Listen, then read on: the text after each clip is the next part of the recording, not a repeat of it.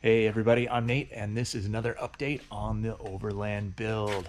Got a lot done this week. Check it out.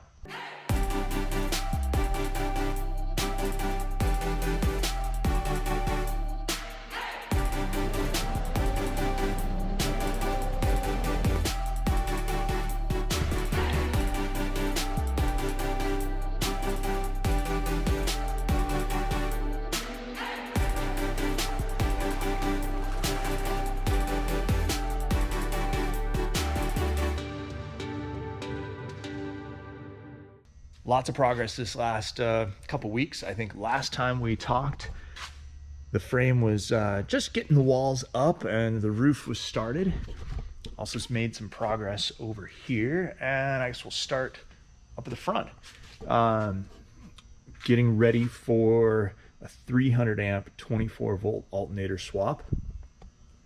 We put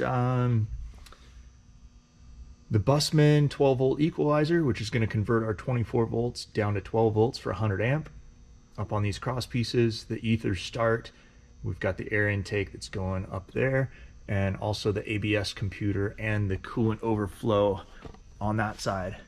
So because I've got very little room in between the box and here, we welded studs in, ground everything flush, and mounted everything for the front so we can access it all by tilting the cab. That is about it for over there. Do want to show you guys this air cleaner.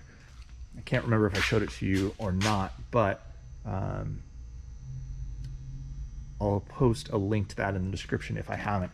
It is a 1900 CFM K&N washable air filter. It's 200 bucks, comes with the canister and everything all set to get you going.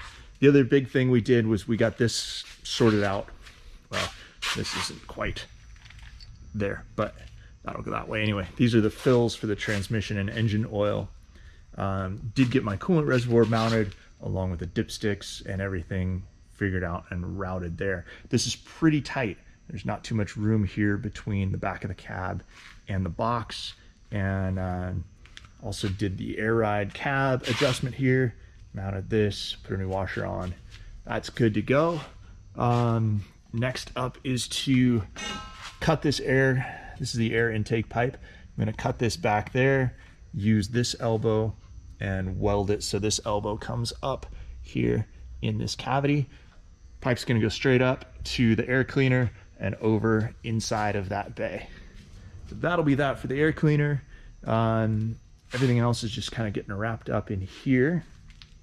Also built a frame for my 90-gallon water tank. This goes in between the frame rails. It's going to sit in here. You can see this frame that we built is not installed yet, but that's basically going to go in there. Give us room for some insulation for the water tank, something to strap everything down to, and this will be one of the two tanks in this Overlander. So we'll have 235 gallons total. Have a tank in the box, a tank outside the box. We can use both of them individual. That'll keep it from freezing, having to deal with any of that. Plus give us two separate water supplies. What else is new? Added a bathroom window, framed it in. I don't know if I'm actually gonna cut it in or not, but I figured it'd be good to have the framing there just in case. Started adding some supports around the edges for the subfloor, so that when my flooring comes over, it'll rest on this. I won't have any bowing or any issues around the edges. It'll rest on this for most of the frame rail. Anyway, let me get around here. Jump inside. So, what else did I do? Reinforce this area back here. I'm gonna have a pole point up there. I will show you guys how that's gonna work later, but I wanted to tie in this area behind here because here I've got a big roof hatch going in. So this bay is 36 inches wide by like 27. So I really wanted that pole point to tie in to all of this structure. It goes all the way down the frame. So I think last you had seen these bars were up, but none of the front to back bars. So those are all in. Spin around here. You can see those. Divided the roof into thirds. Plenty of support and structure in here. Super, super sturdy. So that will allow me to use thinner plywood on the roof, thinner material on the roof, and also boxed in for some roof vents. This is the bathroom vent and a vent in the hallway. So I'm gonna have bathroom up here in this corner, hallway down the middle, and wardrobe over here. So anyway, I know it's kind of hard to see on this camera, but it's coming along. And other than that, oh, what else? Check this out. So we did weld my lift gate to a table so we could figure out how that worked, do all our measurements, check all that out. So take a look at this thing. So this is a table that's sitting in the corner, and there is the lift gate mounted and up vertical. We've got the hoist on it just in case so it doesn't fall over and damage the truck if something were to let loose. So we did a 6-inch spacer that we just welded to the table in a couple different spots. And then this was the original truck frame that got cut off from the previous owner of this lift gate.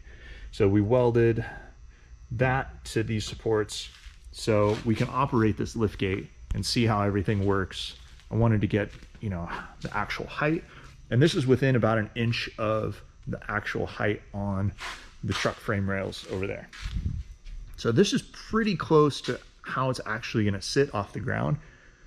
I think I'm gonna cut this because I do want to run it down, and having it down 8 feet, it's pretty big, probably a little too big. So I'll probably cut it at like 5 foot, which is right about there, that cross piece there, or I might cut it a little lower depending on how everything fits. But I'm gonna weld it onto the truck like this and leave it and use it a little bit and see how it works, and then do my cutting and trimming. But it's super cool. It goes up and down, and it also tilts. So this is almost all the way up. It's pretty close to the stops there. And what is really interesting about this gate is it'll tilt past horizontal. So I don't have to have it all the way down to the ground to actually touch the end.